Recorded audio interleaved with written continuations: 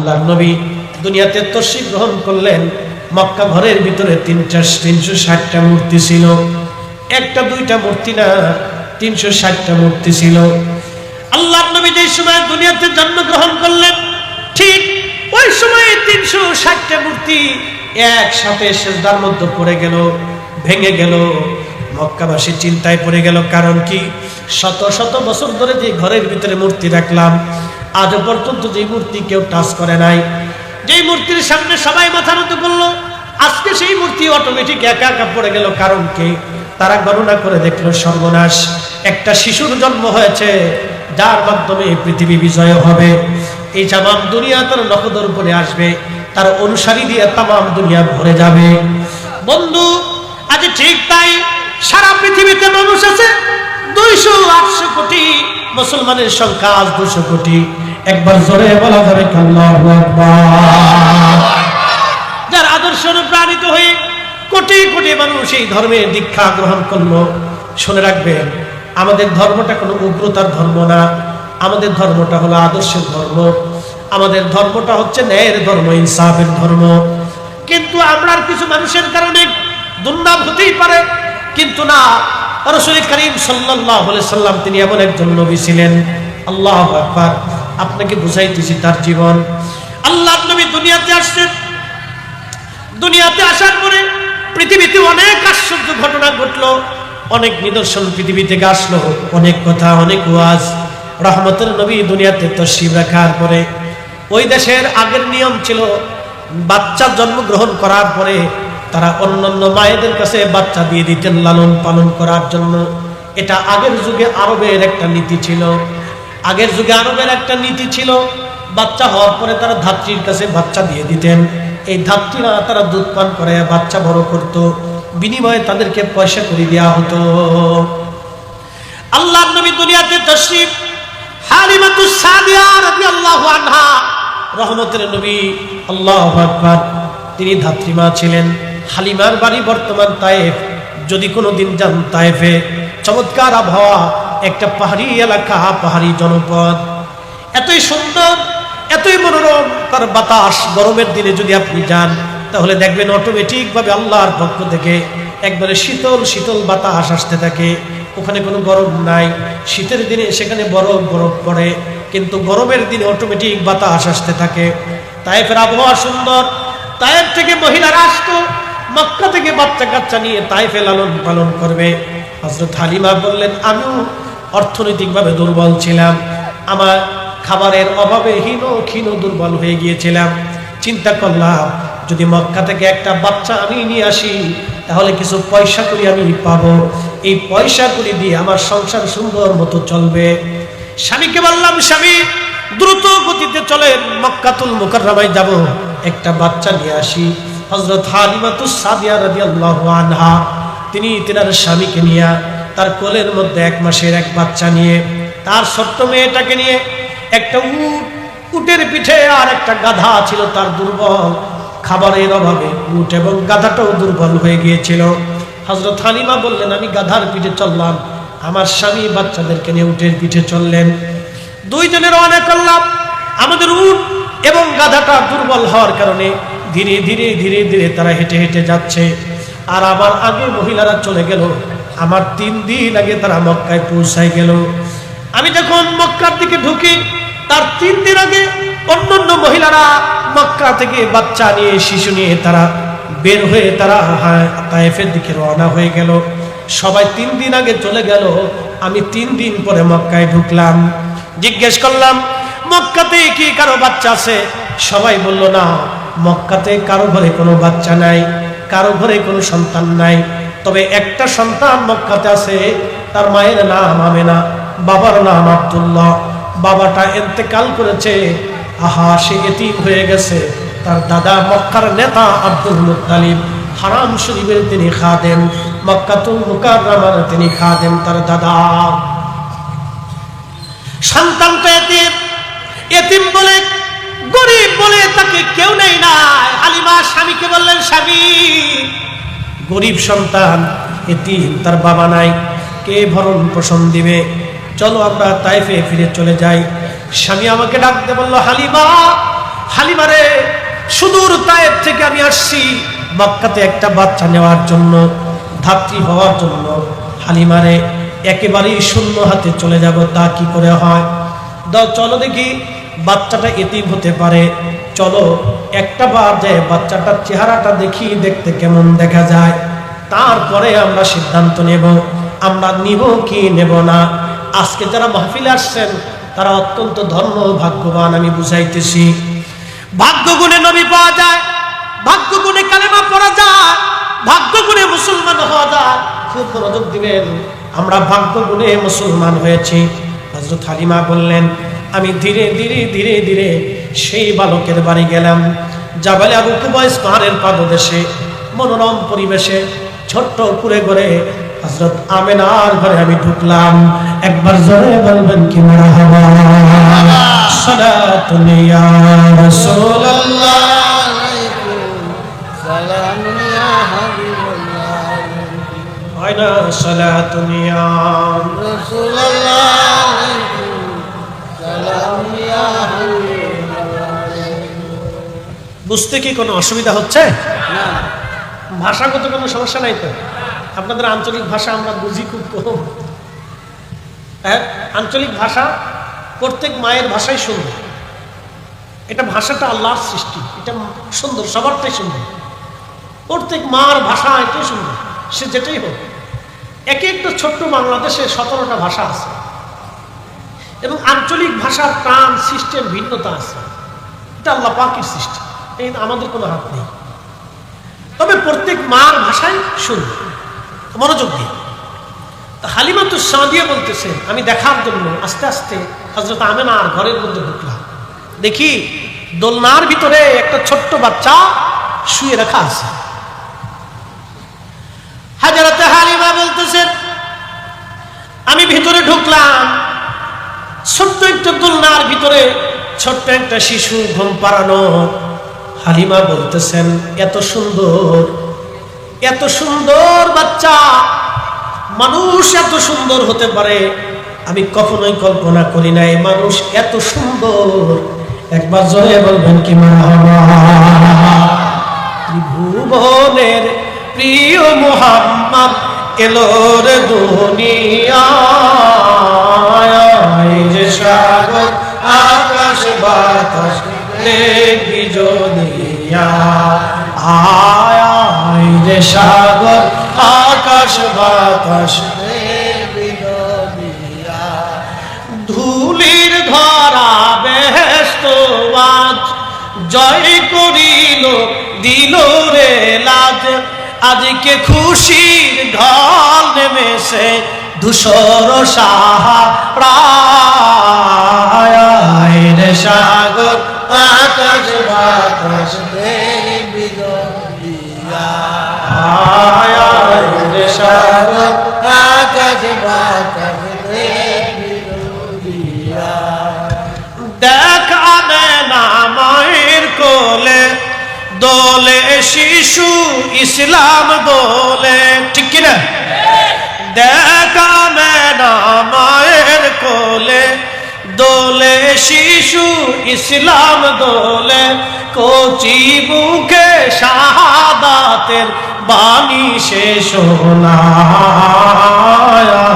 যে সাগর আকাশ বাতাস দেখবি যদিয়া, আয় রে সাগর আকাশ বাতাস দেখবি যদিয়া। রাঙ্গামাটির মুসলমান হালিমাতুস সাদিয়া বলতেছে, দুনিয়ার মানুষ এত সুন্দর কি করে হয়?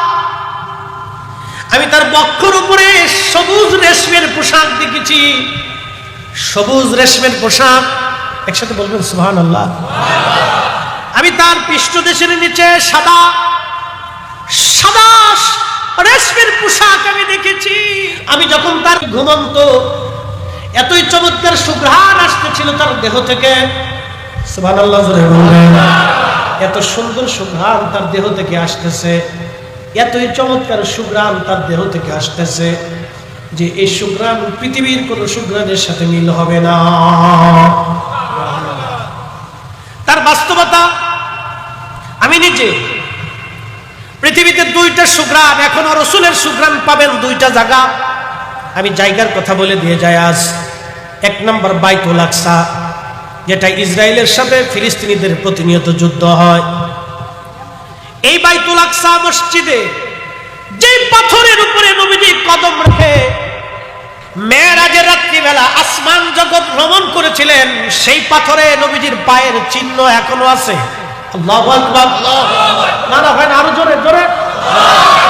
এখনো আছে সেই পাথর, এখনো আছে বাইতুল আকসাতে, এখনো সংরক্ষিত সেই পাথর। মসজিদে বাইতুল আকসা ফিলিস্তিনে সেই পাথর এখনো আছে। প্রিয় রাসূল পাথরে কদম রাখলেন, আল্লাহ বলেন পাথর তুমি নরম হয়ে যাও, সাথে সাথে পাথর নরম হয়ে গেল। প্রিয় নবীজির পায়ের ছাপ পাথরে বসে গেল। সেই পাথর এখনো আছে। সেই পাথর থেকে অটোমেটিক একটা ঘ্রাণ আসে, আতর দেওয়া লাগে না, মেডিসিন লাগে না, কিচ্ছু না, ওই দাগ এখনো আছে। সেটা সংরক্ষিত রাখা আছে কাচের ভিতরে, কিন্তু ভিতর থেকে এখনো সুঘ্রাণ 1450 বছর পর্যন্ত আছে। পৃথিবীর কোন সুঘ্রাণ আজও পর্যন্ত নেই, আজও পর্যন্ত বিজ্ঞান সেই সুঘ্রাণ তৈরি করতে পারে নাই। একসাথে বলবেন আল্লাহু আকবার। সেই একই সুঘ্রাণ আপনি আর এক জায়গা পাবেন, একবারে সহজ। এই জায়গাটা বাইতুল আকসা যাওয়াটা কঠিন হবে, বিশাল জটিলতা আছে, ওখানে যুদ্ধ বিগ্রহ চলতেছে, অশান্তি বিশৃঙ্খলা। পৃথিবীর আর এক জায়গায় সুঘ্রাণ আপনি পাবেন। সেই সুঘ্রাণ বর্তমান সৌদি আরবে মদিনাতুল মুনাওয়ারায় উহুদের পাহাড়, যেই পাহাড়ের আপনি ভিডিওতে দেখবেন, ইউটিউবে দেখবেন, পাহাড়ের একটা সাইডে পাথরের একটু ফাঁকা জায়গা আছে। পুরা উহুদ পাহাড়টা পাথরের একটা পাহাড়, এই উহুদের পাশে একটা ফাঁকা জায়গা আছে। এই ফাঁকা জায়গাতে উহুদের যুদ্ধের দিনে নবীজি বিশ্রাম করেছিলেন।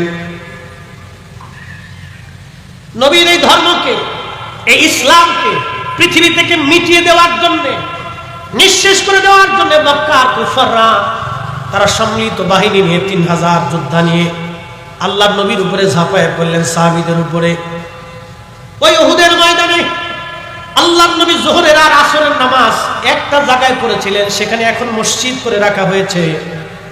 ওই জায়গাটা আসরের নামাজের পরে অতর্কিত হামলায় আল্লাহর নবীর দন্ত মুবারক শহীদ হলো, ভেঙে গেল, মাথা মুবারক কেটে গেল, রক্ত বের হতে লাগলো। ওখান থেকে জিবরাইল আমিন এবং সাহাবীরা ধরে নিয়ে সেই উহুদের পাহাড়ের সেই ফাঁকা জায়গাটা, সেই ফাঁকা জায়গার মাঝখানে নবীজিকে নিয়ে বিশ্রাম করানো হলো সারা রাত। সারা মদিনায় জানাজানি হলো, নবী নাই, নবী শহীদ হয়ে গেছে। এইখানে যদি আপনি যান তাহলে 1450 বছর পরেও আল্লাহর হাবিবের সুঘ্রাণ আপনার নাকে আসবে। একবার জোরে বলবেন আল্লাহু আকবার। আমি নিজের সাক্ষী। এবছর হজে আগের বার গেছি, কিন্তু জায়গাটা তার কাটা দিয়ে ঘিরে রাখা ছিল, ঢুকতে দেয়নি।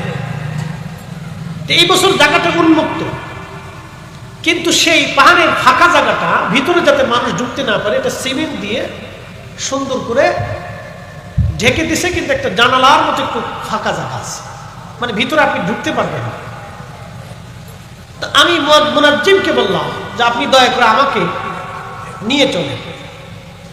তা আমি বললাম ওখানে তো দিনে ঢুকতে দেয় না, পুলিশে বাধা দেয়, ঝামেলা করে, আমি রাত্রে যাব। আল্লাহি, আল্লাহর কসমে মাহফিল সাক্ষী, আমি যাচ্ছিলাম। তা আমি একা না, আমার সাথে 4-5 জন আলেম ছিল। তো মুনাজ্জিম যিনি, তিনি আমাকে নিয়ে গেলেন।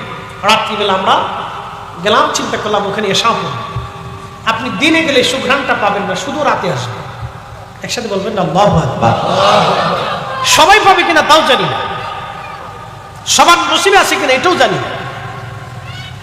তো আমরা যাওয়ার পরে আল্লাহর কসম, ওইখানে পাহাড় বেয়ে বেয়ে, কোনো সিঁড়ি টিড়ি নেই, আপনাকে উঠতে হবে কষ্ট করে। পাথরের পাহাড়, যদি পা পিছলে একবার পড়ে যান তাহলে আর সর্বনাশ, অ্যাক্সিডেন্ট হয়ে যাবে। তা আমরা খুব ধীরে ধীরে উঠলাম। যেই জায়গায় আল্লাহর নবী বিশ্রাম করেছিলেন উহুদের যুদ্ধের দিনে আহত অবস্থায়, ওইখানে উঠার পরে দেখলাম একটা সুঘ্রাণ বাতাসের সাথে ভেসে ভেসে আসে। এতই চমৎকার সুঘ্রাণ বাতাসে ভেসে ভেসে আসে, ঠিক বাইতুল আকসার পাথরে মুবারকে যেখানে নবীজির পায়ের ছাপ, ওইখানের যে সুঘ্রাণ, ঠিক একই রকম সুঘ্রাণ উহুদের ওইখানে। আপনি আশ্চর্য হবেন, একই রকম সুঘ্রাণ, কোনো পরিবর্তন নাই। আসতেছে অটোমেটিক আসে। আমরা চিন্তা করলাম, হায় ব্যাপার কি। আমি আর একটু উপরে উঠলাম। উপরে ওঠার পরে আমরা 4-5 জন মিলে সিমেন্টের যেই ফাঁকা জায়গা দিয়ে মাথা ঢুকাইলাম। আল্লাহর কসম, ও মুসলমানেরা, ওর ভিতর থেকে এতই সুঘ্রাণ আসতে লাগলো। নবীজি যেখানে বিশ্রাম করেছিলেন এত চমৎকার সুঘ্রাণ আসতে লাগলো। আমরা সবাই সেই সুঘ্রাণ নিলাম। 3 থেকে 4 ঘন্টা প্রায় আমরা ওখানে ছিলাম। এশার নামাজ ওইখানে জমাতে পড়েছি, তার সুন্নত পড়েছি, কিছু নফল নামাজ পড়েছি, মিলাদ শরীফ পড়লাম, ওইখানে বসে বসে দোয়া করলাম। দীর্ঘ সময় পর্যন্ত দোয়া করেছি। দীর্ঘ সময় সুঘ্রাণ নেওয়ার জন্য আমরা বসে রয়েছি। যত ঘন্টা বসা ছিলাম তত ঘন্টা ওখান থেকে সুঘ্রাণ আসতে লাগলো। এক আলাদা অনুভূতি। চিন্তা করলাম, 1450 বছর পরেও সুঘ্রাণ আসে, এটা আমাদের কারো সুঘ্রাণ না। ঠিক বাইতুল আকসার পাথরে যে সুঘ্রাণ, একই রকম সুঘ্রাণ উহুদের এই পাহাড়ের মাঝখান থেকে আসতে থাকে। যেখানে আল্লাহর নবী বিশ্রাম করেছিলেন, রক্ত মুবারক ঝরেছিল ওই জায়গা থেকে। 1450 বছর পরেও সুঘ্রাণ আসে। একবার জোরে বলবেন কি মারহাবা। এই জন্য কাজী নজরুল চমৎকার বাংলা ভাষাতে একটা কবিতা লিখছেন, আমি যদি আরব হতাম মদিনারি পথ, সেই পথ দিয়ে হেঁটে যাইতেন নূর নবী হযরত, নূর নবী হযরত। আমি যদি আরব হতাম, আমি যদি আরব হতাম মদিনারি পথ, সেই পথ দিয়ে হেঁটে যাইতেন নূর নবী হযরত, নূর নবী হযরত। সালাত নিয়া রাসূলুল্লাহ আলাইকুম।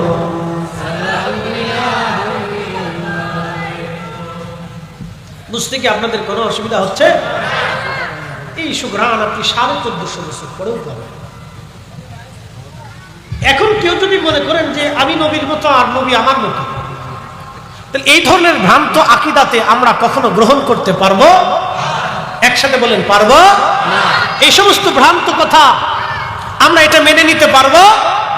কখনোই সম্ভব না, অবশ্যই না। হালিমাতুস সাদিয়া বলতেছেন,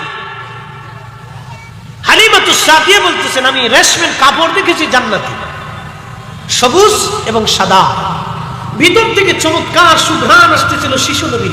আল্লাহু আকবার। আমি সুঘ্রাণটার পরিচয় দিতে যাই, 2টি স্থানের পরিচয় এখনো দিছি। 2টা রানিং দেখা স্থান, একবারে প্রসিদ্ধ, এখান থেকে আপনি ঘ্রাণ পাবেন। আমি আজকে বলছি, যদি কোনোদিন আপনি মদিনাতে যান তাহলে এখান যাবে, দিনে না রাত্রে যাবে। যদি রাত্রে যাওয়ার সুযোগ নসিব আপনার হয় তাহলে ওইটা জায়গা বসবেন, বসার পরে বুঝবেন যে ফরিদী সাহেব সত্য বলল না মিথ্যা বলল। আপনি সুঘ্রাণী দিনে পাবেন। আমি দিনে কয়েকবার গেছি, দিনে পাইনি। এখন দিনে কেন পাইলাম না সেটা আমি জানি, শুধু রাত্রে সুঘ্রাণটা আসে। কেন আসে আমি তাও জানি, এর কোনো বৈজ্ঞানিক ব্যাখ্যা নেই। আপনি গেলে পাবেন, না গেলে পাবেন, চাক্ষুষ বসলে পাবেন, না বসলে পাবেন, এর কোনো বৈজ্ঞানিক ব্যাখ্যা আমি দিতে পারি। ইসলামের অনেক কিছুই আছে আপনাকে বৈজ্ঞানিক ব্যাখ্যা দেওয়া সম্ভব না। নবী 4 দ্বিখণ্ডিত করছেন, বৈজ্ঞানিক কোনো ব্যাখ্যা নেই। আল্লাহর নবী যদি কোনোদিন আপনাদেরকে ঠিকানা দিয়ে দেন, মদিনা শরীফ থেকে আপনি উহুদের দিকে, দুঃখিত বদরের দিকে যাবেন, যাওয়ার সময় একটা এলাকা আছে বীর রুহা, বীরে রুহা, আর একটা জায়গা আছে বীরে শেফা। একসাথে বলবেন না মারহাবা। এই বীরে শেফাতে, বীরে শেফা মানে কুয়া, কুয়া, ও দেশে তো আপনি কুয়া ছাড়া পানির কোনো ব্যবস্থা আগে ছিল না, এটা কল্পনা অসম্ভব। যদি আগামী বছর কেউ হজে যান তাহলে বুঝবেন যে হজ কত কষ্টের। আর আরবের মাটি, আরবের আবহাওয়া, আরবের সূর্যের তাপ কত কঠিন, আপনি হজে না গেলে বুঝবেন না। আরাফার মাঠে আমি বসে রয়েছি, আমাদের তাবুর পাশে এক মিশরি মারা গেল প্রচন্ড গরমে, হিট স্ট্রোকে। দুইজন মিশরি, একজন জায়গার উপর মরে গেল, আর একজন এই ছটফট করতে লাগলো গরমে, ঠান্ডা বরফ পানি নিয়ে গেল। চিন্তা করলাম, আরে আল্লাহর একজন বান্দা এইভাবে পড়ে মরে যাবে, কোনো ডাক্তার নাই, এত মানুষ, লক্ষ লক্ষ মানুষ। আরাফা থেকে মুজদালিফা হয়ে, জমারাত হয়ে, মিনা হয়ে, এরপরে মক্কাতুল মুকাররমা হয়ে, আল্লাহর ঘর 7 তাওয়াফ করে, 7 সাই করে হোটেল পর্যন্ত আসতে 30 কিলো রাস্তা আপনাকে পায়ে হাঁটতে হবে। গাড়িতেও করে যাওয়া যায়, সিস্টেম আছে, ওরা বৃদ্ধ যারা, বয়স্ক যারা তারা করে। কিন্তু হাইটে হজ করার মজা আলাদা, এই মজা আপনি গাড়িতে পাবেন না। একদিক দিয়ে পানি পান করবেন, আর একদিক দিয়ে পানি ঘামের সাথে বেরোয় যাবে। এত প্রচন্ড লু হাওয়া, আপনার জিহ্বা শুকায় যাবে, নাক শুকিয়ে যাবে, আপনার শ্বাস শুকিয়ে আসবে যদি আপনি পানির পান না করেন। একটার পর একটা পানি, একটার পর একটা, 10 মিনিট পর পর চলে। কিন্তু আপনি পেশাব করতে আসার পরে দেখবেন হলুদ হয়ে গেছে। কারণ কি? সব ঘামের সাথে বেরোয় যাবে। এই প্রচন্ড লু হাওয়ার ভিতরে রাসূলকে আল্লাহ পাঠাইলেন, প্রচন্ড সুঘ্রাণ আসতে লাগলো। হালিমাতু সাদিয়া বললেন, আমি একটা নজর দেখার পরে দেখলাম মানুষ এত সুন্দর কি করে হয়। আমি মোহিত হয়ে গেলাম, বিমোহিত হলাম। স্বামীকে বললাম, স্বামী আমি এই বাচ্চা না ছেড়ে না আমি তায়েফে যাব না, পয়সা দিক বা না দিক আমি বাচ্চা নিয়েই যাব। একসাথে বলবেন না আল্লাহু আকবার। শোনেন, একটা কথা আজকে বলে দিয়ে যাই, আপনাদের এই অঞ্চলে পাহাড়ি বাসিন্দা যারা আছে, ভিন্ন ভিন্ন ধর্মের হতে পারে, মুসলিম, হিন্দু, বৌদ্ধ, খ্রিস্টান, আরো যত ধর্ম আছে, আমি সব ধর্মের পরিচয় জানি না, কিন্তু সবাই মানুষ। সবাই কি? না না, একসাথে বলেন সবাই কি? না, জোরে বলেন সবাই কি? মানুষ। সবার ব্যথা কিন্তু এক, সবার দুঃখ কিন্তু এক, সবার ক্ষুধার যন্ত্রণা কিন্তু এক। ক্ষুধার কিন্তু কোনো ধর্ম নাই, ক্ষুধার কিন্তু কোনো বংশ নাই। আপনার ক্ষুধা লাগলে যেরকম যন্ত্রণা হয়, একজন বৌদ্ধ ধর্মের মানুষের ক্ষুধা লাগলে একই রকম যন্ত্রণা হয়। আপনি সন্তান মারা গেলে যেমন আপনার কষ্ট লাগে, একজন হিন্দু ধর্মের মায়ের সন্তান মারা গেলে একই রকম কষ্ট লাগে। কষ্ট এটার কোনো ধর্ম নাই, এটার কোনো বংশ নাই, এটার কোনো জাত নাই, এই এক জাত, একই। এজন্য ইসলামের বিধান হচ্ছে, আইন হচ্ছে, তুমি অন্য ধর্মের মানুষ, তুমি তাকে নিরাপত্তা দিবা। ইসলাম ধর্মের বিধান হচ্ছে, তুমি অন্য ধর্মের মানুষ, তার ঘরে যদি খাবার না থাকে তুমি খাবার পৌঁছাবা। তার ঘরে যদি তোমার অসুস্থ লোক থাকে তাহলে তুমি সেবা করবা। শোনেন, একটা কথা বলি, ডাক্তাররা যখন মানুষকে চিকিৎসা করে তখন কি ধর্ম দেখে চিকিৎসা করে? কি দেখে চিকিৎসা করে? মানুষ দেখে চিকিৎসা করে। ডাক্তারের কাছে কিন্তু কোনো ধর্ম নাই, সে মুসলিম ডাক্তার হোক, বৌদ্ধ ধর্মের হোক, এই হিন্দু ধর্মের হোক, ও আপনার খ্রিস্টান ধর্মের হোক, সব ধর্মের ডাক্তাররা চিকিৎসা করার সময় কিন্তু মানুষ দেখে চিকিৎসা করে। আমরা গেলেও আমাদের সাথে সুন্দর আচরণ করে। আমি ইন্ডিয়াতে ডাক্তার দেখেছি, হিন্দু ডাক্তার, আমাকে দীর্ঘ সময় পর্যন্ত চিকিৎসা করাইলেন, খুব সুন্দর চিকিৎসা। আমাকে দেখে দেখে দেখে দেখে পাঁট পাঁট পাঁট পাঁট বুঝিয়ে বুঝিয়ে বললেন, আপনাকে এটা এটা করতে হবে, এটা এটা করা যাবে না। তিনি তো হিন্দু, তিনি ইচ্ছা করলে আমি মুসলিমদের, আপনাদের মুসলমানদের একজন হুজুর আলেম, তিনি তো আমাকে ভুল চিকিৎসা করাই দিতে পারতেন যে মুসলমান ধর্মের, ওর আমি ভুল চিকিৎসা দিয়ে দিই। না, তাদের নেই। তাহলে ডাক্তারদের কাছে কোনো ধর্ম আছে? একটা ধর্ম, মানুষ। এই জন্য সবাই মিলেমিশে থাকা, এটা হচ্ছে ইনসানিয়ত, এটাই পৃথিবী।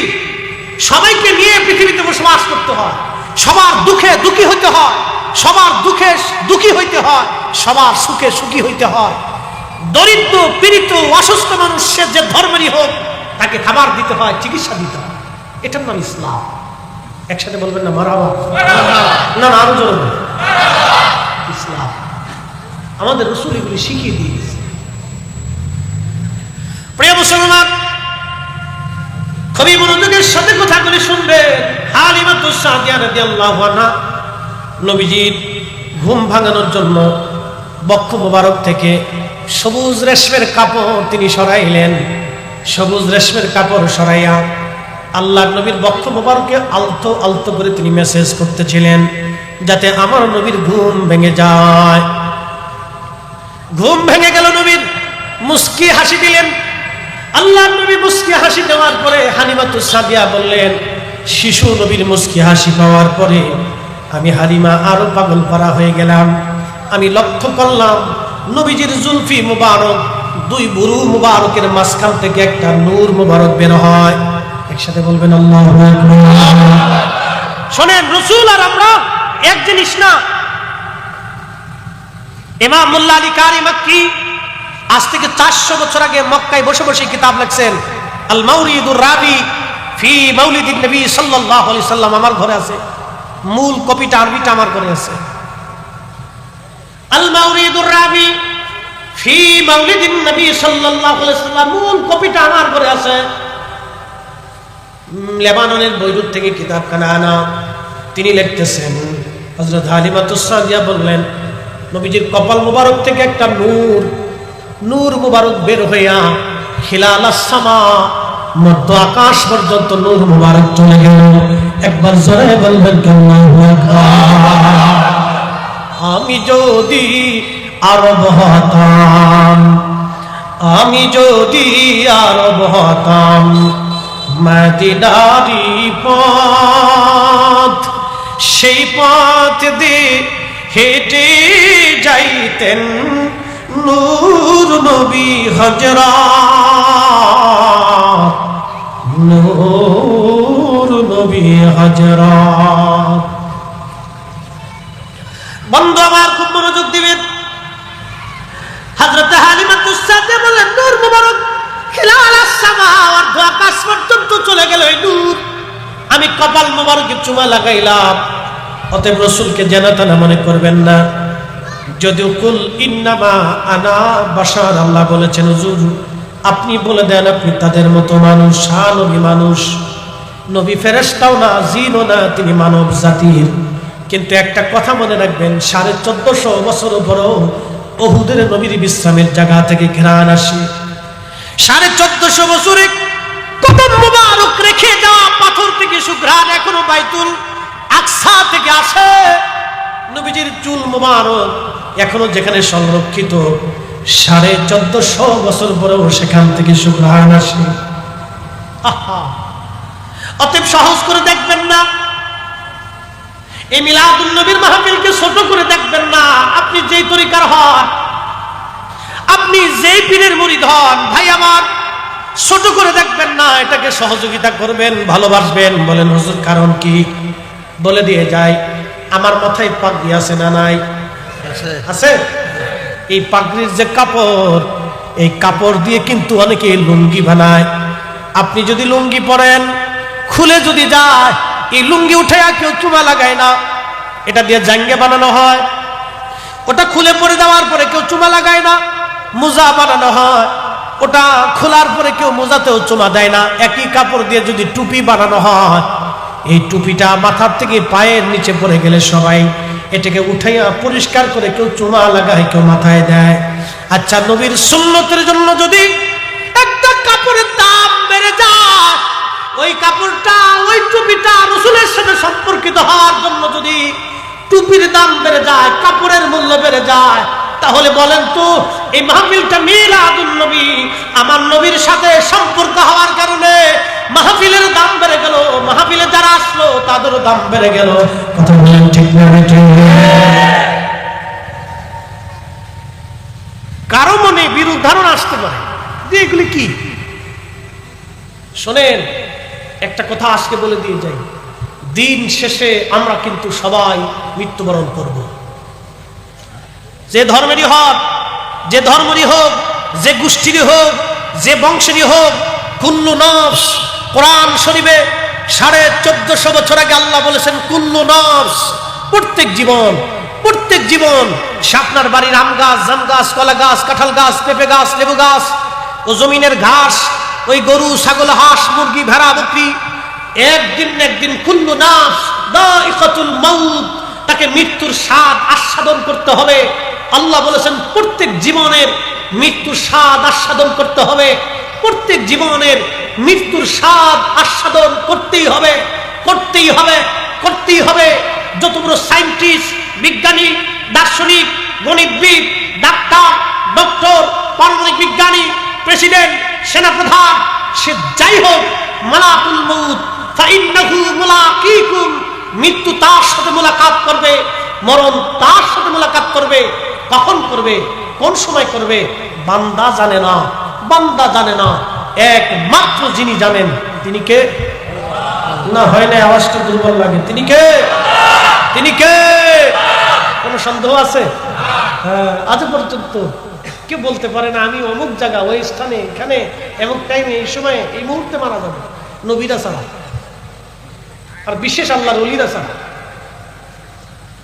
তাদেরকে আল্লাহ জানাইতেন, তারা বলতেন।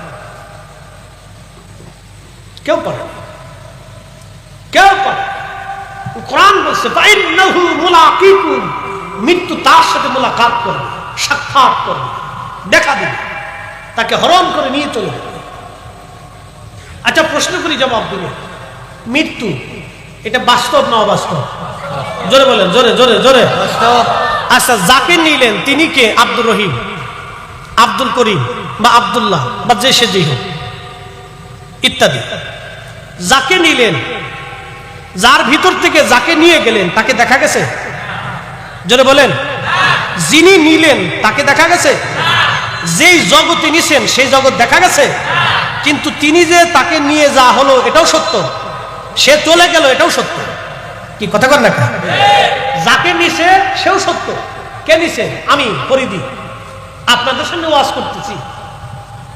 যদি আমার ডাক 1 মিনিট পরে আসে, 1 মিনিট পরে আপনাদের সামনেই চলে যাবে।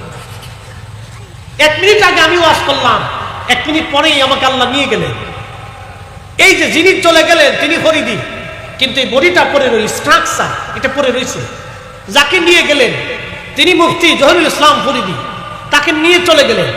যিনি নিলেন তেনাকেও দেখা গেল না, যাকে নিয়ে চলে যা হলো তার ভিতরের জনকেও দেখা গেল না, যে নিয়ে গেল তাকেও দেখা গেল না, যার হুকুমে নিল তাকেও দেখা গেল না, যেই জগতে নিল সেই জগতও দেখা গেল না।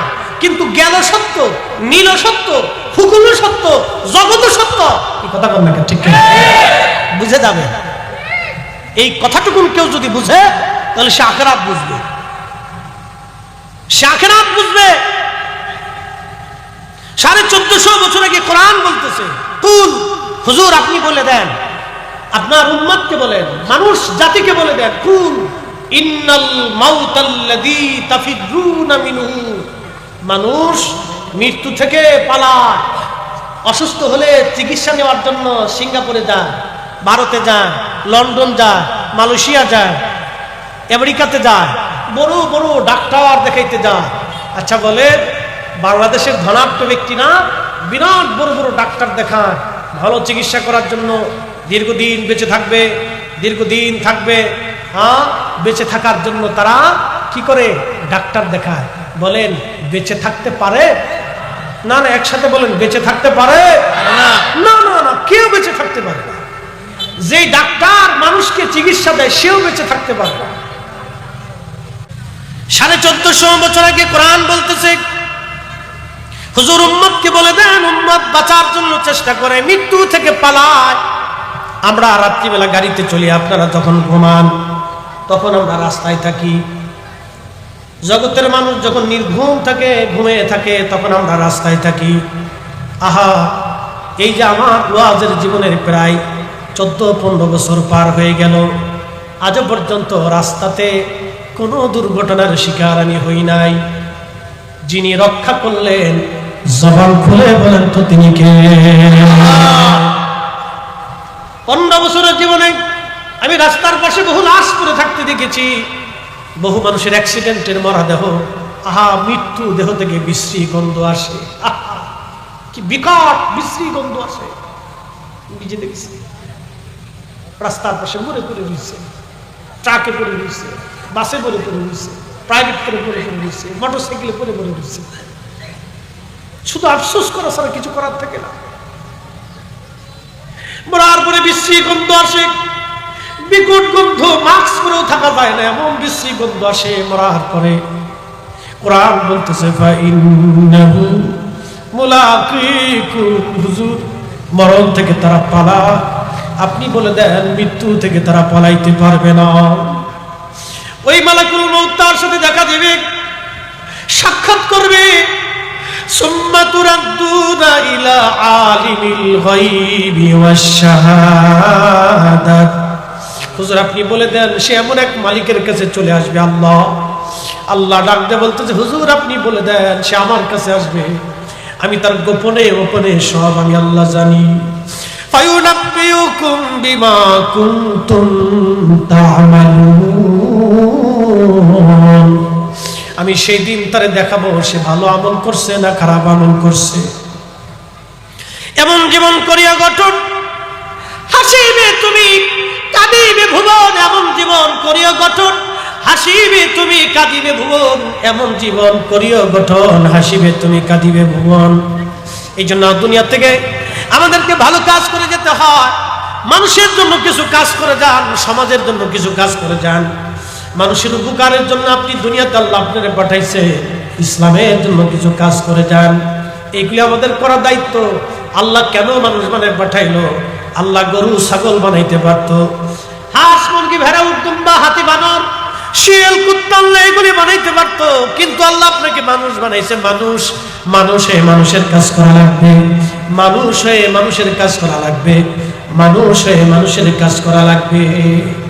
খুব মনোযোগ দিয়ে আল্লাহর নবী দুনিয়াতে তশরিফ আনলেন। হালিমাতুস সাদিয়া বললেন দুনিয়ার মানুষে আমি আমার রাসূলকে কোলের মধ্যে নিয়ে নিলাম। স্বামীরে বললাম স্বামী গো এই বাচ্চা ছাড়া আমি তায়েফে ফিরে যাব না, এই বাচ্চা নিয়ে তারপরে আমি যাব, পয়সা দিক বা না দিক এই বাচ্চা ছাড়া আমি যাব না। একবার জোরে বলবেন কি মারহাবা।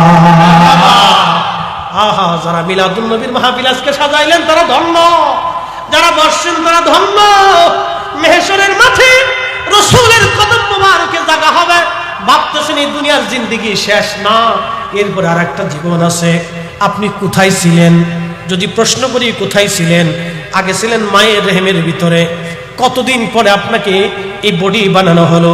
4 মাস পর্যন্ত আল্লাহ আপনার এই বডিটাকে মায়ের পেটে বানাইলেন। আপনি কিছুই ছিলেন না, কিচ্ছু ছিলেন না, আপনি দুর্বল ছিলেন, শক্তিহীন ছিলেন, আপনার আমার কোনো ক্ষমতা ছিল না। মায়ের রেহেমে জরায়ুর ভিতরে নিরাপদ আধারে আল্লাহ রাব্বুল আলামিন আপনাকে বানাইলেন কি দিয়া জানেননি? সুম্মা জাআলা নাসলাহু মিন সুলালাতিন মিন মাইন মাহিন। কোরআন বলতেছে হুজুর উম্মতকে জানান আমি মানুষ তৈরি করেছি মায়ের রেহেমে, বংশ বিস্তার করেছি, সন্তান দিয়েছি, নাতি নাতকুর দিয়েছি, ভাই ব্রাদার আত্মীয় স্বজন দিলাম। এই সব কিছুই আমি আল্লাহর দান। কিন্তু সৃষ্টি করলাম বাবার পৃষ্ঠদেশ থেকে নির্গত একটু পানি, বাবার পৃষ্ঠদেশ থেকে নির্গত একটু পানি, মায়ের বক্ষ দেশ থেকে নির্গত একটু পানি, দুইটা পানি আল্লাহ একত্রিত করলেন, মায়ের রেহেমের ভিতরে আল্লাহ রিফাইন করলেন। 4 মাস 120 দিন পর্যন্ত আল্লাহ বডি নির্মাণ করলেন, স্ট্রাকচার তৈরি হলো, বডি তৈরি করলেন আল্লাহ, মানব দেহের সুন্দর করে বানাইলেন। কোরআন বলতেছে লাকাদ খালাকাল ইনসানা ফি আহসানি তাকবীর। আল্লাহর কোরআন বলতেছে আমি মানুষ সুন্দর করে বানাইছি। দেখবেন একটা শিশু যখন দুনিয়াতে আসে তার ঠোঁট সুন্দর, তার দাঁত সুন্দর, জিহ্বা সুন্দর, তার ঠোঁট সুন্দর, তার জিহ্বা সুন্দর, চোখ সুন্দর, কান সুন্দর, সব সুন্দর, কিন্তু দাঁত আল্লাহ দেয় নাই। আচ্ছা দাঁত দেয় নাই কেন বলেন তো? আল্লাহ কি জন্মগতভাবে দাঁত দিতে পারতেন না? হাত দিলেন, চোখ দিলেন, কান দিলেন, নাক দিলেন, পা দিলেন, ঠোঁট দিলেন, অঙ্গ প্রত্যঙ্গ দিলেন, মাথার চুলও দিলেন, কিন্তু দাঁত দিলেন না। কারণটা বলতেছি, আপনি ছোটকালে মার দুধ পান করছে, দাঁত যদি থাকতো ওই সময় মারে কামড় দিতেন, মার কষ্ট হতো, মা ব্যথা পাইতো, আপনি বুঝতেন না তো, আপনি শিশু ছিলেন, কষ্ট পেত মা। এই জন্য আপনার আপনারা দাঁত দেয় নেই তখন। একসাথে বলবেন না আল্লাহু আকবার। আল্লাহর সৃষ্টির ভিতরে কোনো খুঁত আছে? কোনো খুঁত নেই। রব কোরআনে বলতেছে আমি মানুষকে সুন্দর অবয়ব দিয়ে সৃষ্টি করেছি। তা কোথা থেকে? পানি থেকে। পানি, পানি তো চিনেছে, যেটাকে বাংলায় বলে বীর্য, আরবিতে বলে নুতফা। পানি থেকে সৃষ্টি করছে। আল্লাহু আকবার। এই জন্য আল্লাহ কোরআন বলতেছে কাইফা তাকফুরুনা বিল্লাহি ওয়া কুনতুম আমওয়াতা। মানুষ কি করে আমাকে অস্বীকার করে? আমি যে রব, আমি স্রষ্টা, আমি খালিক, আমি মালিক, আমি তাকে সৃষ্টি করছি। মানুষ কি করে অস্বীকার করে? অথচ সে নির্জীব ছিল, সে মায়ের আধারে ছিল, সে বাবার পৃষ্ঠদেশে ছিল, সে পানির সাথে মিক্সার ছিল, তার অস্তিত্ব ছিল না, ক্ষমতা ছিল না, কিচ্ছু ছিল না। আমাদের রাষ্ট্রপ্রধান, প্রধান উপদেষ্টা, উপদেষ্টারা, সেনাপ্রধান, পুলিশ প্রধান, বিজিবি প্রধান, সেনাবাহিনী প্রধান, ধর্মীয় প্রধান, নেতা, আমরা যারা আছি পয়সাওয়ালা, ধনী, কোটি টাকার মালিক, আমরা কি ছিলাম? কিচ্ছু ছিলাম না, শক্তি ছিল না। এখন পয়সা হইয়া গরম হয়ে গেছে, ক্ষমতা হইয়া দেনা গালা হয়ে গেছে, এখন একটু ক্ষমতা পাইয়া পাগল হয়ে গেছে, বিরাট বড় অফিসার হইয়া একবারে বিরাট কিছু মনে করতেছে। হাত মিয়া, মানুষের কিচ্ছু ছিল না, মানুষের কিচ্ছু থাকবে না। এই জন্য দুনিয়াতে অহংকার করতে হয় না, গর্ব করতে হয় না, ক্ষমতা পাওয়ার পরে ক্ষমতার অপব্যবহার করতে হয় না। এই ক্ষমতাকে গরিব মানুষের জন্য, দরিদ্রদের জন্য কাজে লাগাইতে হয়। কথা বলেন ঠিক না? মানুষ বুঝে না তো, মানুষ মনে করে বিরাট কিছু পেয়ে গেছে। আসলে সে তো কিচ্ছু ছিল না, সে নির্জীব ছিল, সে দুর্বল ছিল, হীন ছিল, ক্ষীণ ছিল। তার কি ছিল? কিচ্ছু ছিল না। আচ্ছা, মরে যাওয়ার পর আর কিছু থাকে?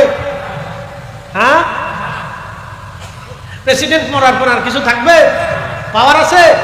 ওই পর্যন্ত কবরে দিয়ে দুই চারটে ফুল ফুল দিয়ে সবাই চলে আসবে।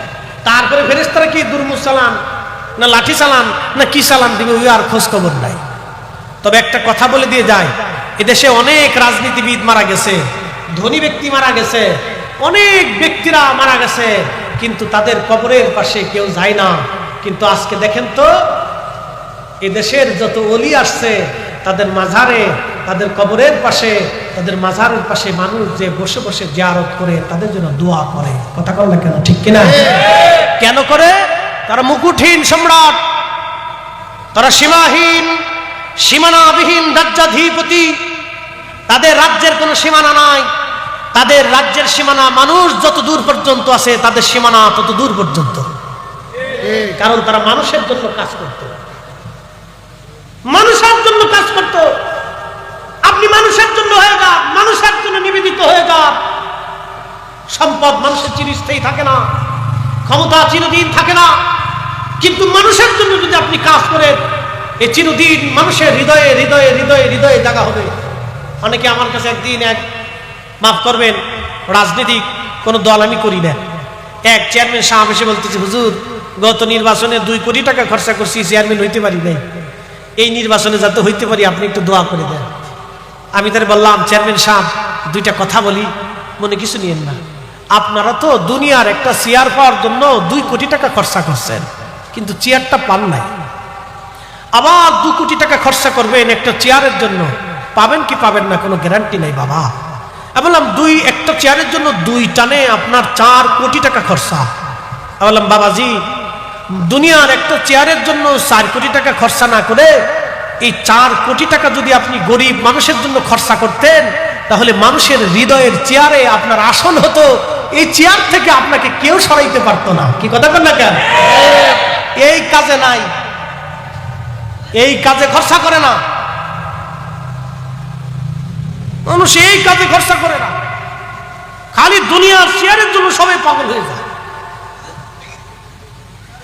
দুনিয়ার চেয়ারকে লাথি মেরে খাদা বাবা আজমেরি ভারতের জমিনে ঘুমিয়ে আছে, কি হিন্দু, কি বৌদ্ধ, কি শিখ, কি খ্রিস্টান, কি মুসলমান, সবাই ওনার মাজারে যায়, কারণ উনি মানুষের জন্য ছিলেন। কথা বলুন ঠিক কিনা? কেন যায়? শান্তির জন্য যায়। কিসের জন্য যায়? শান্তির জন্য যায়, শান্তির জন্য যায়। মানুষ শান্তি খুঁজে, শান্তি, এই জন্য মানুষের জন্য হয়ে যায়। প্রিয় উপস্থিতি, খুবই মনোযোগ দিয়ে কথা বলে শুনবেন বাবাজি। আপনাদের বুঝতে কোনো অসুবিধা হচ্ছে? হ্যাঁ, একসাথে বলি তো আল্লাহু আকবার। আরো জোরে, আরো জোরে, জোরে জোরে জোরে। ঠিক আছে। চলবে।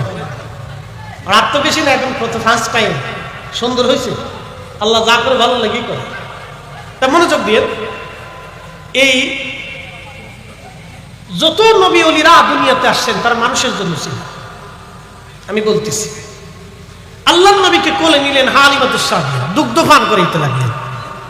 তিনি বললেন, আমার উট, এই উটটা রশি ছিল, দৌড়াইয়া কাবা ঘরের সামনে যাইয়া কাবার সামনে সেজদায় পড়ে গেল। সুবহানাল্লাহ বললেন না? কাবার সামনে যে উট সেজদায় পড়ে গেল। হযরত হালিমাতুস সাদিয়া বলেন, আল্লাহর নবী বড় হয়ে গেলেন, আমার থেকে চলে গেলেন, দিয়ে আসলাম মায়ের কোলে। 40 বছর বয়সে কোরআন নাজিল হলো, নবুয়ত আসলো। দেরি করি নাই, কালেমা পড়ে ফেলছি। কারণ আমি ছোটকালে যা দেখছি তাহা বড় আশ্চর্য। আমি নবীকে জীবনে কোনোদিন উলঙ্গ দেখি নাই, এমনকি আমি তার মা ছিলাম, ধাত্রী মা। 4টা বছর নবী আমার কাছে থাকছেন, গোসল করাইছি, পায়খানা পেশাব পরিষ্কার করেছি, কিন্তু নবীজির গুপ্তাঙ্গ কোনোদিন আমি দেখি নাই। ওইখানে তাকাইলে শুধু নূর দেখতে পাইতাম। একবার জোরে বলবেন আল্লাহু আকবার। আর জোরে বলেন আল্লাহু আকবার। কল্পনা করতে পারবেন 4 বছর একজন মহিষী নারী মা, তিনি আমার রাসূলের গুপ্তাঙ্গ কোনোদিনও দেখতে পারেন। আপনি বৈজ্ঞানিক ব্যাখ্যা কি দিবেন? আপনি বৈজ্ঞানিক ব্যাখ্যা কি করে দিবেন এটা বলেন? উনি তো নিজে রাজ সাক্ষী। হালিমাতুস সাদিয়া তো নিজে বলতেছেন, আমি 4 বছরে তার গুপ্তাঙ্গ আমি জীবনে দেখি নাই, যখনই তাকাইতাম শুধু নূর দেখতাম। আপনি এর বৈজ্ঞানিক ব্যাখ্যা কি করবেন? খালি চিৎকার দিয়ে বললেই হবে নাকি রাসূল আমার মতো, আমি রাসূলের মতো? আপনি চিৎকার দিয়ে বললে হবে নাকি? টুপি মাথায় দিয়ে বললে হবে নাকি? পাগড়ি মাথায় দিয়ে বললে হবে নাকি? বিরাট বড় শায়েখ মুফতি মুহাদ্দিস যাই বলেন বললে হবে নাকি? প্রিয় মুসলমান আমার, হাজরাতে হালিমাতুস সাদিয়া রাদিয়াল্লাহু আনহা বলেন, নবীজি আমি মদিনাতুল মুনাওয়ারা আসলাম। আসার পরে আল্লাহ রাসূল বসে আছেন, চারপাশে সাহাবায়ে কেরাম বসে আছে, নবীজি নসিহত করতেছিলেন সাহাবীদেরকে। এমন সময় হালিমাতুস সাদিয়া রাদিয়াল্লাহু আনহা আসলেন। এ যুবকরা সবাই শুনে নেন, মাকে কি করে সম্মান করতে হয়, মাকে কি করে সম্মান করতে হয়। নবীজি একবারে হাতে কলমে শিখাই দিলেন। হযরত হালিমাতুস সাদিয়া বললেন, আহা নবীজি। হালিমাকে দেখার সঙ্গে সঙ্গে নবীজি দাঁড়ায় গেলেন। আল্লাহর হাবিবের গা মুবারকের সবসময় একটা চাদর থাকতো, নবীজি চাদর ব্যবহার করতেন। আরবে চাদরের দরকার হয়, চাদর ব্যবহার করতেন নবীজি। আল্লাহু আকবার। হালিমা বলতেছেন, ওই চাদরখানা নবীজি আমার সামনে বিছাই দিলেন। সাহাবীরা সরে গেল, আল্লাহর নবী চাদর বিছাইলেন, হযরত হালিমা বসলেন, এরপরে আল্লাহর নবী বসলেন। একবার জোরে বলবেন কি মারহাবা। নবী জিজ্ঞেস করলেন, ইয়া রাসূলুল্লাহ, আপনি তখন কোলে দোলনার ভিতরে আমার মুখের দুধ আপনারে পান করাইছি, নবীজি একটা প্রশ্নের জবাব কি আপনি দয়া করে দিবেন? আল্লাহর নবী বলেন, মা বলেন, কি প্রশ্ন? হযরত হালিমা বলেন, ইয়া রাসূলুল্লাহ, আপনি আমার ডান স্তনের দুগ্ধ পান করতেন, কিন্তু কোনোদিন বাম স্তনের দুগ্ধ আপনাকে পান করাইতে পারি নাই। আমি 1000 চেষ্টা করেছি আপনাকে বাম স্তনের দুগ্ধ পান করার জন্য, কিন্তু আপনি কখনো বাম স্তনের দুগ্ধ পান করেন নাই। আপনি আমার ডান স্তনের দুগ্ধ পান করেছেন। মা আপনি ইয়া রাসূলুল্লাহ, আপনি দয়া করে ব্যাখ্যা দিবেননি? আল্লাহর নবী বলেন, আম্মা জান, হ্যাঁ ব্যাখ্যা দিচ্ছি আপনাকে, শুনেন। আপনি যখন আমাকে ছোট্টকালে শিশুকালে আমার দুধ পান করাইতেন গো মা, আমি জানতাম, আমি তখনই জানি আমার একটা দুধ ভাই আছে, আমার একটা দুধ ভাই আছে।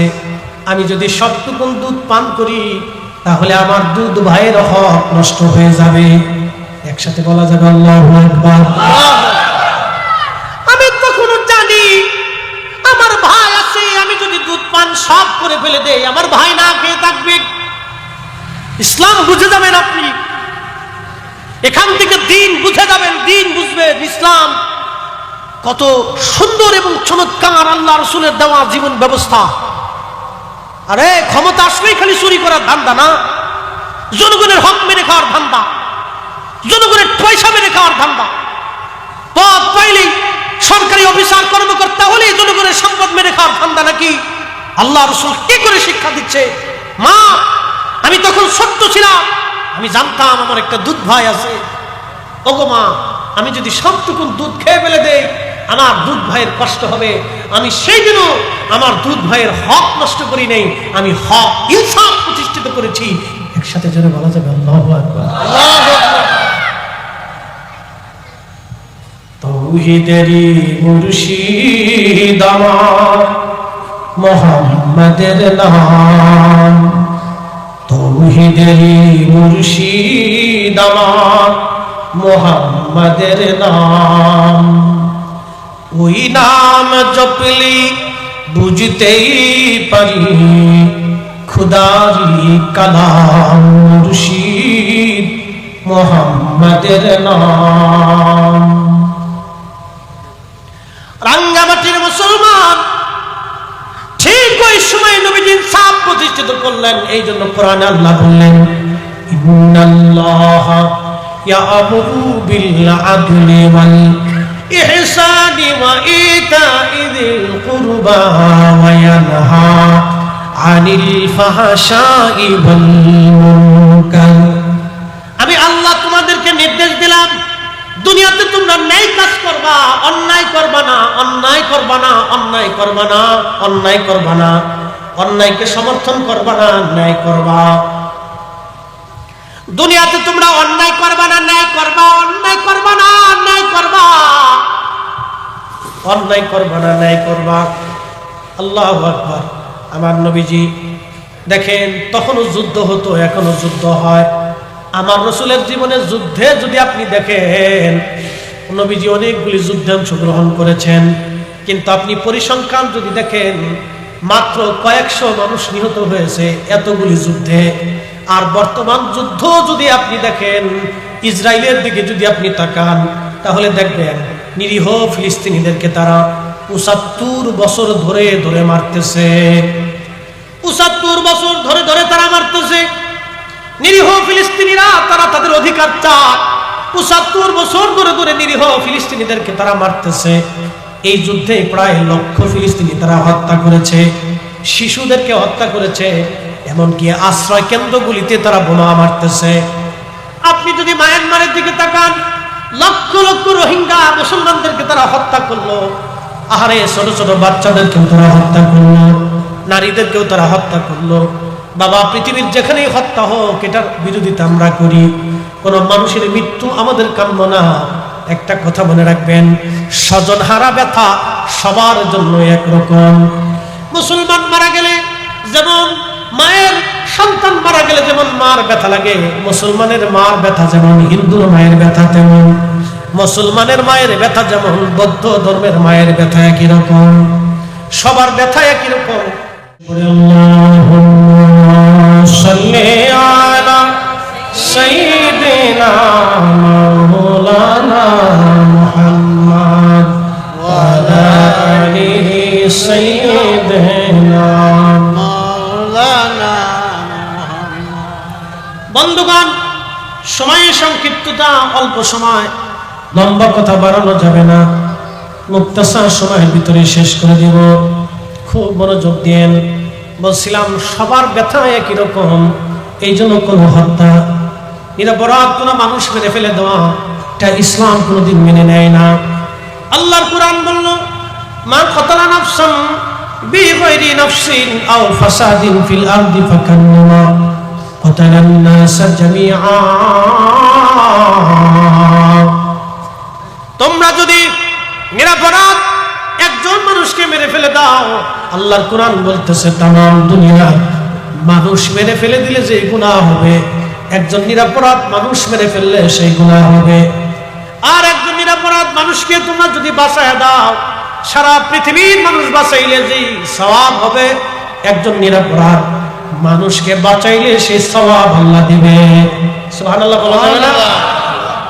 এখানে কিন্তু মান কতালা নাফস বলা হয়েছে, এখানে কোনো ধর্ম বলা হয় নাই, কোনো দেশ বলা হয় নাই, কোনো গোষ্ঠী বলা হয় নাই, বলা হয়েছে মানুষ।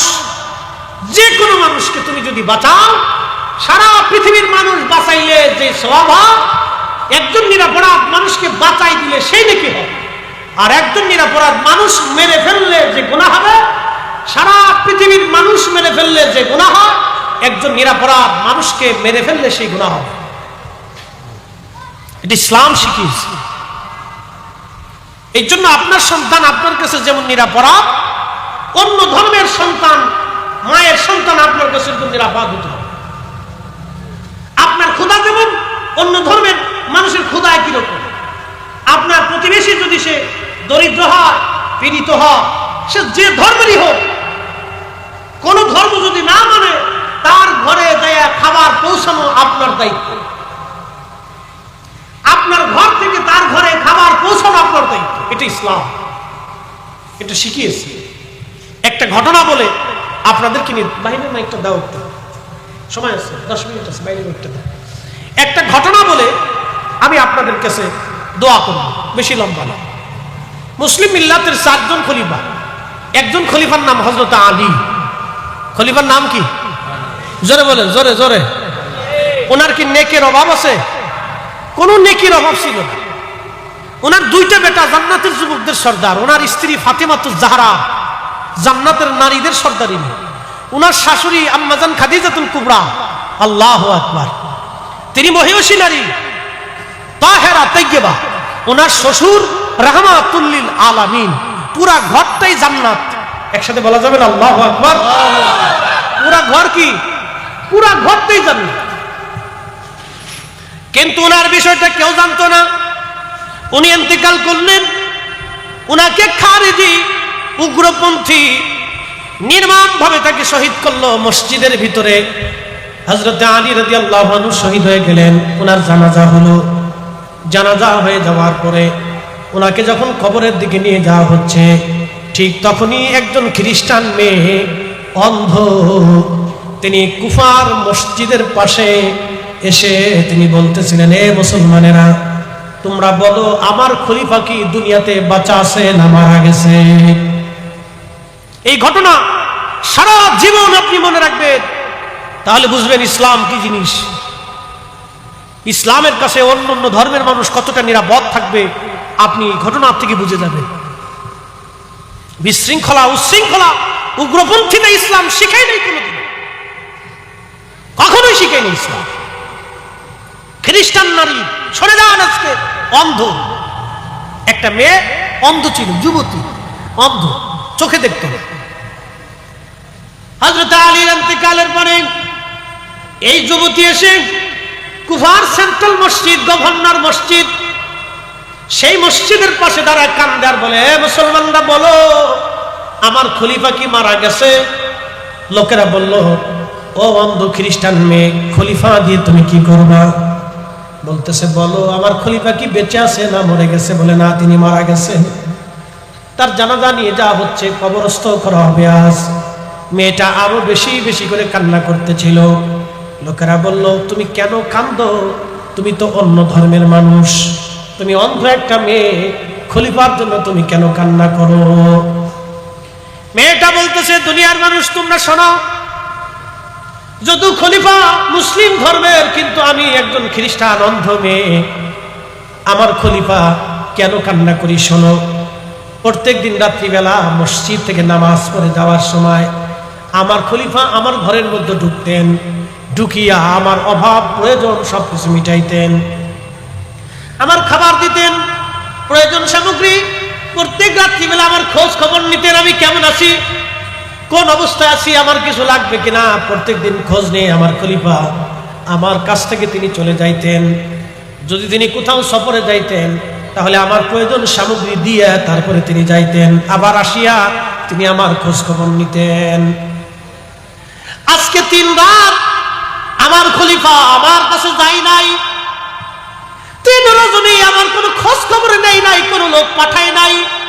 তখন আমি বুঝতে পারছি আমি অন্ধ, আজও পর্যন্ত খলিফা আমার খবর না নিয়ে রাখেন নাই, কিন্তু আজকে 3 রাত কেন তিনি আমার খোঁজ নিলেন না? মনে হয় খলিফা দুনিয়াতে নাই, অবশ্যই খলিফা মারা গেছে। সেই জন্য আমি মসজিদে দৌড়ে আসছি। সত্যি এসে দেখলাম আজকে 3 দিন খলিফা অসুস্থ ছিলেন, আহত ছিলেন, আজকে তিনি মারা গেছেন। বুঝতে পারছি আমার খলিফা নাই। একটু চিন্তা করেন, একজন খ্রিস্টান মেয়ে একজন মুসলিম মিল্লাতের এত বড় খলিফার কাছে তিনি নিরাপদ নিরাপদ নিরাপদ। এইভাবে মুসলমান আমিররা অন্য ধর্মের মানুষের খোঁজ খবর নিছে। একবার জোরে বলবেন আল্লাহু আকবার।